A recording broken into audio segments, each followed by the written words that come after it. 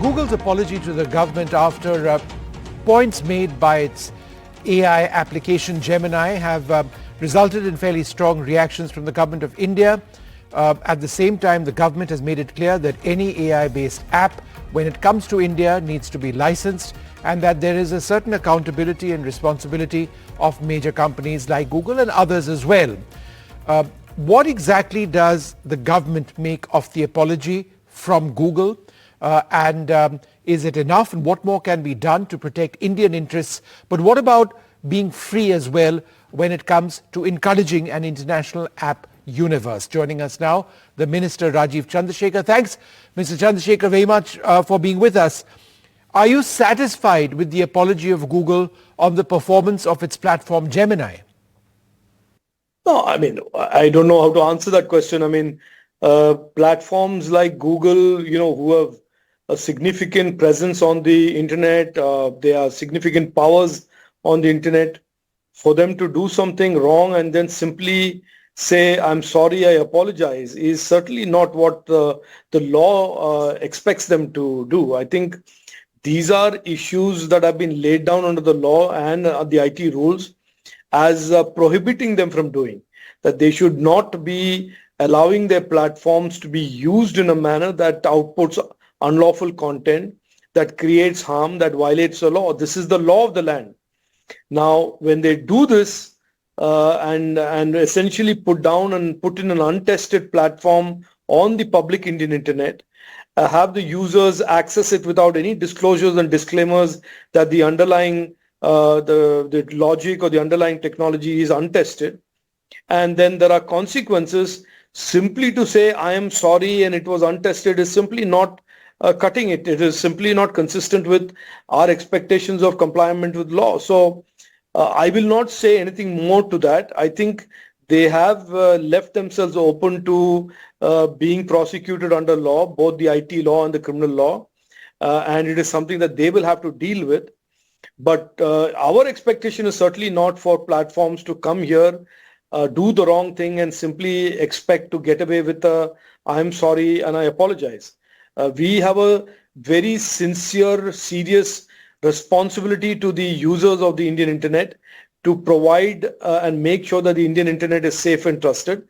And that is the obligation and duty of the government, and we take that very seriously. So I think there is a misreading by some of these platforms that because of their size or because of their jurisdiction, that they can get away by glibly sort of talking their way out of a problem, which is certainly not what the law says, and this is not really how the law works or will work. Mr. Chandrasekhar, is the government going to prosecute Google as far as this is concerned? I think it is not so much for the government to prosecute as much as the users who have the cause of action, who are prejudiced by a platform that spews out unlawful content. The primary cause of action, the primary victim, if you want to call it that, of these platforms and their unlawful content are citizens of the country.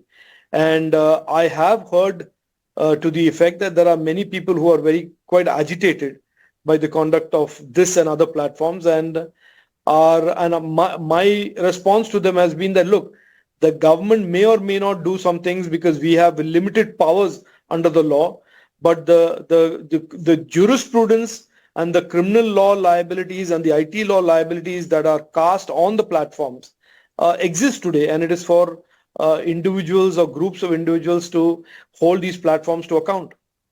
Now, you've also spoken about how platforms are using India as a test bed. Would you like to expand on your concerns on platforms doing that in our country? I've said this and I repeat this very clearly, and there is no ambiguity on this. I think our responsibility and indeed the platform's legal obligation is to ensure that no harm and no unlawful content, no unlawful activities conducted by either their platform or users on their platform. So they cannot be responsible for unlawful content, and they should not enable others to be responsible or enable anybody to do unlawful content. This is a written down legal obligation that they have. And so in my opinion, if platforms come to India and take the public internet where there are 900 million Indians or 90 crore Indians using the internet, and without any form of disclosure, launch a platform which when they are exposed as having problems, then they attempt to get away by saying it's unreliable and it is untested. That is certainly not right by any commonsensical assessment of the way to approach a business. Nobody takes a car under design and launches it on the road and then says if the car creates accidents, say no, I'm sorry, it was a mistake. Nobody launches an aeroplane and nobody takes a drug from a lab without clinical trials, without testing it, and launches it on unsuspecting patients. So why is there a belief amongst these big platforms that they can take something from the lab, take something from the innovation center and launch it to the public internet without any guardrails or without any protective framework? This is unconscionable and it is unacceptable, given not just the law, but even from a sense of responsibility, discipline. This is certainly a very, very strange and bizarre way to manage technology innovation and launching innovation without going through some modicum of testing and reliability and making sure that the harms are not committed on people. Though, Mr. Chandrasekhar, it's not just an India problem, is it? Google has been questioned and criticized around the world for Gemini, including at the level of their very leadership. Do you believe that India has learned this the hard way at one level, but do you believe that this is really an international concern of what AI can do in terms of these responses? My responsibility is to the Indian people. Our government's responsibility is to the Indian people. Our responsibility is to make sure that the Indian internet is safe and trusted, and we take that responsibility extremely seriously. And we are the largest connected nation in the world. We have 900 million Indians using the internet on all kinds of things, and they are not all techies and they're not all innovators. There are old folks getting their pension. There are youngsters using it for education. There are women using it for shopping and other parts of other types of work. So there is a diversity of users that are all not intellectually masters of science and computer science and PhDs that maybe Google or any other platform expects. This is a large group of Indians who are using the internet. We are the largest connected nation, and regardless of how the US approaches it or regardless of how the Europeans approach it, we certainly have been from May 2021 very clear on the issue that we will not tolerate platforms being irresponsible to the idea that the internet should be safe and trusted, that our digital nagriks should find that what they consume is safe and trusted. This is not something that I'm saying for the first time. This has been told to Google and every other platform very seriously. Some platforms are taking this advice and the laws seriously, and some platforms believe, I think very wrongly or in a sense delusionally, that they are above the laws of India or the expectations of safety and trust that we are insisting on. So I don't want to comment much more on what Google's situation is, but it's certainly, there is a strong perception that this was an irresponsible, unplanned, hasty launch of a platform that had not been fully tested yet, that had not fully passed the test for safety and trust, and that people put it there in some sort of a mad race, not fearing any consequences of the platform blowing up. And that is something that we are drawing their attention to, that there is consequences. There are consequences, and don't take things from a lab and rush it to the public internet without creating the necessary guardrails to evolve it from a lab system, lab innovation to something that has to be robust, safe and trusted by users on a public internet. Now, this is something that concerns the Prime Minister as well. I'm talking about deepfakes, not just Gemini. In fact, yesterday, in a crucial meeting, the Prime Minister had warned once again political leaders of the BJP about the dangers of deepfakes. Since the Prime Minister first made his remarks about his concerns, what has the government done in talking to providers of apps that delve into deepfakes? So the moment the Prime Minister drew the national attention to the real risks of deepfakes, which are really misinformation powered by AI, and AI in general and all of the disruption that AI can do, we have had a series of meetings with all of these intermediaries and platforms, drawing their attention to the fact that the current rules and the current framework clearly prohibits them and clearly casts the obligation on them to ensure that there is no misinformation, there is no deepfakes, that is a misinformation powered by AI, that is permitted on their platforms, either by them themselves or their users.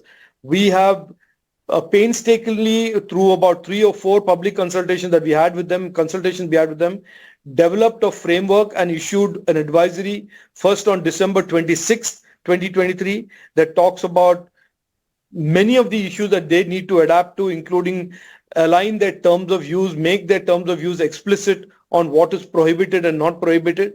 And yesterday, day before yesterday, again, we have issued a continuing advisory on the issues relating to generative AI platforms being introduced into the public internet without any guardrails and without any safety and quality checks. So we've issued these 2 very, very detailed advisories. It is our expectation, it is our hope that platforms understand and align to these advisories. As you know, we certainly need a lot more a change legislation, for which a considerable amount of work has been done. And I am hopeful that with the 3rd term of Prime Minister Narendra Modi ji, we will also have legislative framework that reflects these IT rules and these advisories that have been issued. Now, Mr. Chandrasekhar, one of your responsibilities is also to protect Indian commerce online. And there was this dispute with Google where several Indian mobile applications were removed from Play Store because there was a dispute over services fees. Do you believe that this is a larger concern on how Indian apps on Play Store and equivalent stores are being treated? I don't, Vishnu, want to sound like this is open season on Google and therefore we are all sort of jumping on. But I will certainly say that this Google Play Store issue is an issue that has concerned government, has concerned the Competition Commission, and has concerned the NCLT for some time now. Their dominance on the Play Store is a matter of concern, especially since our policy goals are about ensuring an open internet, as in an internet where there are no market forces that distort consumer choice, nobody abuses their market power. And Google certainly is a company today that is increasingly has gained the attention of, has garnered the attention of competition authorities and regulators all around the world. They are a huge power. They combine search, they combine Android, they combine the Play Store, they combine device, and then now they have AI. So there is a lot of vertical integration into Google as an offering on the internet that is bothering competition authorities all around the world, including in India. In our ministry, we have said this to them and to as a policy and a pronouncement, we have said this in the past, that Google's absolute dominance on the Play Store, 96% of all apps today have to reside on a Google Play Store or dependent on the Google Play Store. It leads to a natural commonsensical conclusion that we need to create more oversight on whether that is really being operated as a open Play Store, or are there dynamics, as we saw in terms of in the Competition Commission judgment, that they were using one part of the business, Google Pay, to disincentivize platforms from using other payment platforms. So there are many things that worry us. That is not to say that I am prejudging the issue or the dispute. That is not for me to certainly prejudge. But this dominant force that is Google in search, in the Play Store, in this particular issue, is a matter for all nations and all regulators to be deeply worried about. And how to deal with that is something that India is taking some steps towards, starting a discourse around. And I hope that there is a much more of a global understanding around this issue, rather than something that is very piecemeal, episodic, or limited to just one issue of the Play Store. You know, Mr. Chandrasekhar, one final question. Our lives revolve around apps as part of our digital economy, your life, my life. But when something huge happens, and in this case I'm talking about Paytm, it's customers who are really affected in a terrible way.